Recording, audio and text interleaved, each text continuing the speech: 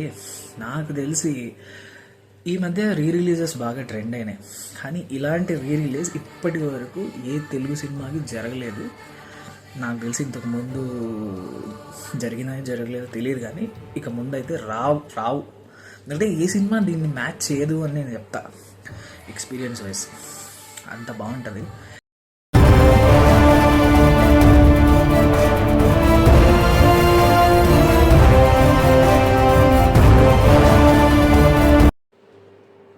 Hi, this is సూర్య. ఈరోజు ఒక experience గురించి మీతో షేర్ చేసుకుందామని వచ్చాను. బేసిక్గా ఇది మూవీ రివ్యూ, కానీ నేను దీన్ని రివ్యూ కంటే ఎక్స్పీరియన్స్ అంట. ఎందుకంటే ఈ మూవీకి రివ్యూ ఇచ్చేంత సీన్ లేదు. ఎందుకంటే ఎస్పెషల్లీ తెలుగు మూవీస్లో వన్ ఆఫ్ ద గోట్ అని చెప్పచ్చు. ఏ మూవీ అనుకుంటున్నారు? బాహుబలి.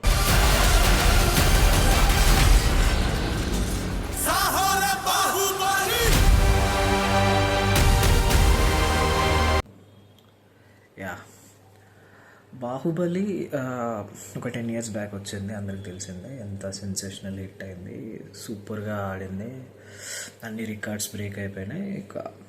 ఒక ఇండస్ట్రీ స్టాండర్డ్స్నే పెంచేసింది ఆ సినిమా.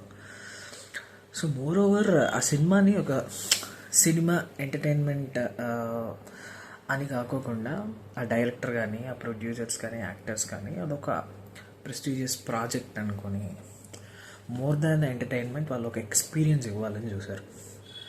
సో అది ఖచ్చితంగా ప్రతి ఫ్రేమ్లో కనిపిస్తుంది. మనము చూసే కొద్దీ ఒక్కొక్క ఫ్రేమ్లో అసలు అంటే ప్రతి షార్ట్ సినిమాలో ఏదో తీద్దాం కదా, ఏదో మామూలుగా సినిమా చేయాలి, షూటింగ్ చేసేసాం అన్నట్టు కాకోకుండా చాలా పద్ధతిగా, ఏమంటారు, ప్లానింగ్తో, ఒక విజన్తో ప్రతి ఒక్క షాట్ భలే ఉంటుంది. అంటే 10 years బ్యాక్ థియేటర్లో రిలీజ్ అయింది సినిమా. అప్పుడు ఒక సెట్ ఆఫ్ మైండ్ ఉంటుంది. అండ్ నాకు ఎస్పెషలీ నేను ఆ సినిమా చూసినప్పుడు జస్ట్ ఒక ఫీలింగ్, ఒక ఎంటర్టైన్మెంట్ లాగా అనుకొని చూసి సూపర్ ఉంది సినిమా అనుకున్నా. బట్ బాహుబలి రిలీజ్ అవుతుంది అని న్యూస్ రాగానే ఆబ్వియస్లీ ఎగ్జైట్మెంట్ స్టార్ట్ అయిపోయింది. అంటే రాజమౌళి ఏం చెప్పాడు, 2 సినిమాలు ఎడిట్ చేసి మరి ఒక సినిమాలాగా పెట్టాను అని చెప్పాడు కదా, అది ఇంకా ఎగ్జైట్మెంట్ని యాడ్ చేసింది అనమాట. అంటే ఎలా తీసింటాడు, ఫర్ ఎగ్జాంపుల్ ఒక ఫుల్ సినిమాలో ఆల్రెడీ హిట్ అయ్యి మనం చూసేసిన సినిమాని రీఎడిట్ చేసి ఆ ఎడిట్లో అన్ని కట్స్ చేసి కొన్ని ఇంపార్టెంట్ సీన్స్, వేస్ట్ సీన్స్ అన్నీ తీసేసి జస్ట్ ఏమంటారు ఎంగేజింగ్గా పెట్టాలంటే చాలా కష్టం. అలాంటిది 2 part సినిమాస్ని ఒకే సినిమాలాగా ఎడిట్ చేసి, అండ్ ఎక్కడ కూడా ఇది ఎడిట్ చేసినారు, ఏదో కట్ చేసి ప్యాక్ చేసినారు అనుకోకుండా అంతా ఒక సినిమాలాగా చూపించాడు. దానికి రాజమౌళికి నిజంగా హ్యాట్స్ ఆఫ్ చెప్పాలి. అసలు నాకైతే ఒక 10 years బ్యాక్ బాహుబలి చూసినప్పుడు ఉన్న ఫీలింగ్ ఇప్పుడు చూస్తున్నప్పుడు ఉన్న ఫీలింగ్ ఇంకా డబుల్ అయిందని చెప్పాలి నేను.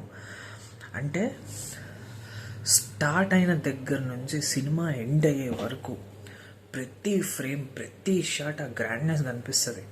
అసలు బాహుబలి అని అంటారు, కానీ ఎందుకు అంటారు అనేది నిజంగా ఈ సినిమా థియేటర్లో ఇంకొకసారి ఎక్స్పీరియన్స్ చేసినప్పుడు నాకు చాలా వర్త్ అనిపించింది. అసలు ఆ ఎంట్రీ షాట్ కానీ, ఎస్పెషలీ నాకు పర్సనల్గా ఇష్టమైన షాట్ వచ్చేసి అమరేంద్ర బాహుబలి చనిపోయిన తర్వాత ఆ స్వోర్డ్ ఇలా తిప్పి సప్పని గుచ్చుతాడు. ఆ గుచ్చినప్పుడు ఆ బీజిఎం, ఆ విజువల్స్, ప్రభాస్ ఎక్స్ప్రెషను మామూలు ఉండదు అసలు. చూడాలి ఆ సినిమా ఇంకొకసారి. అండ్ నేను చెప్పినట్టు అంటే ఒక సినిమాలా కాకుండా ఒక ఎక్స్పీరియన్స్గా జనాలు చూడాలి అన్నట్టు తీశారు ఈ సినిమాని. అండ్ ఇలా చాలా సీన్స్ ఉంటాయి. అండ్ కొత్తగా ఒక సీన్ యాడ్ చేశారు, ఇంటర్వెల్ సీన్. నేను స్పాయిలర్స్ పెట్టట్లేదు, రాజమౌళి కూడా ఇంటర్వ్యూలో చెప్పాడు. ఆ సీన్ ఉంటుంది అంటే హీరోని ఈ నేచర్ ఎలిమెంట్స్ ఉంటాయి కదా, 5 elements, fire, water, earth, wind, ఇలా 5 ఎలిమెంట్స్ని హీరోని ఎలివేట్ చేస్తూ ఒక సీన్ ఉంటుంది. ఆ సీన్ మాత్రం ఆసమ్ అనిపించింది థియేటర్లో. అండ్ ఆ సౌండ్ ఎక్స్పీరియన్స్ కానీ, మంచి సినిమా. థియేటర్లో మీరు సినిమా చూస్తే కనుక మరి ఇంకోసారి కొత్త సినిమా చూస్తున్నట్టు మీకు ఆ ఫీలింగ్ వస్తుంది ఖచ్చితంగా.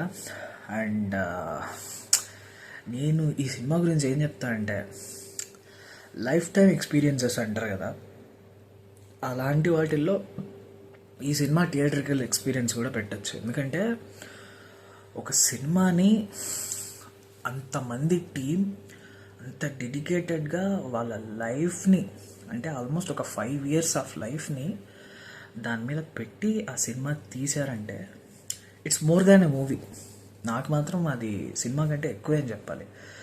అంటే ఒక సినిమా మేకర్గా, ఒక సినిమా ఆర్టిస్ట్గా అందరూ చేస్తారు, కానీ దాన్ని ఒక ప్రెస్టీజియస్ ప్రాజెక్ట్గా తీసుకొని అది వాళ్ళొక లైఫ్ టైం అచీవ్మెంట్గా చేయాలి. అండ్ మోర్ ఓవర్ ఒక ఇండస్ట్రీ స్టాండర్డ్స్ని చేంజ్ చేసేసింది ఆ సినిమా. అంటే ఇంకెంత అలా వాళ్ళు డెడికేటెడ్గా ఆ మూవీని తీసింటారు అనేది మీరే అర్థం చేసుకోవాలి.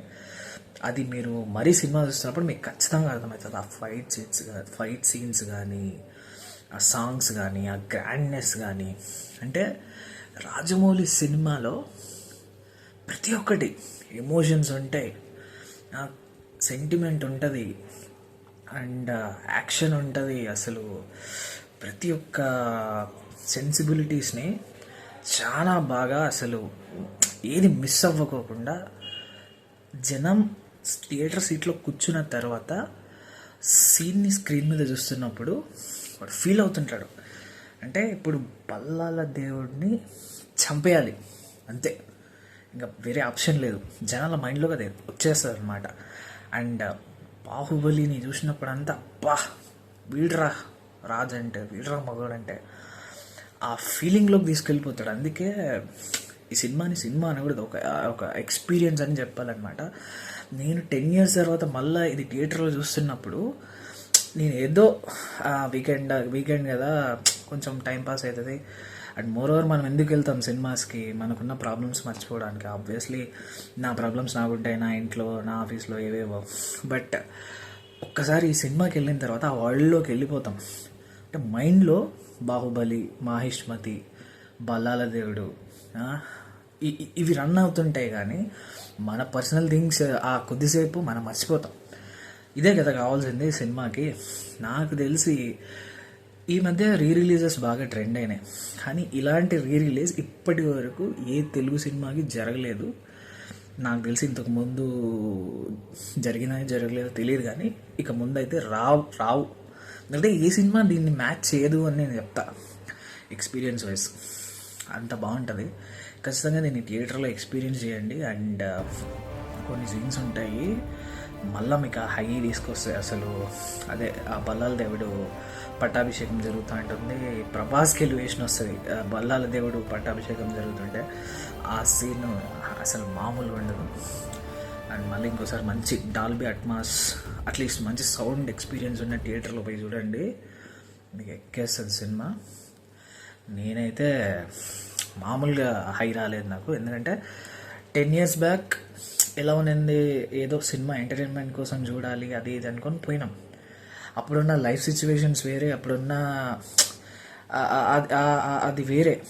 ఇప్పుడు మరి పోయినప్పుడు కూడా అంతే రకమైన ఎగ్జైట్మెంట్, అంతే రకమైన ఫీలింగ్, అంతే రకమైన ఎమోషన్ క్యాచ్ అవుతుంది. అది నాకు బాగా నచ్చింది. అంటే ఒక సినిమా తీస్తే ఎంత అందంగా తీయచ్చు.